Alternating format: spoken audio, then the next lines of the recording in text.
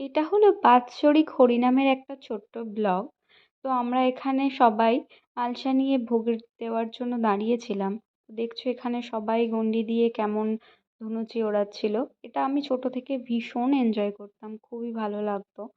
তো তারপর সন্ধ্যাবেলা আমরা সব ভাই বোনেরা রেডি হয়ে মেলাতে বেরিয়ে গেছিলাম। ছোটখাটো দোকান বসেছিল ওখানে, আমার দিদি বৌদি সবাই ছিল। তো আমরা মেয়েরা প্রথমেই যেটা হয় আর কি, কানের দুল আমাদেরকে টানে, তো সেখানে গেছিলাম। তারপর এখানে সবাই লস্যি খাচ্ছিল আর আমি ভিডিও বানাচ্ছিলাম। তো আমরা এগিয়ে দেখলাম প্রচুর বাচ্চাদের খেলনার দোকান বসেছিল।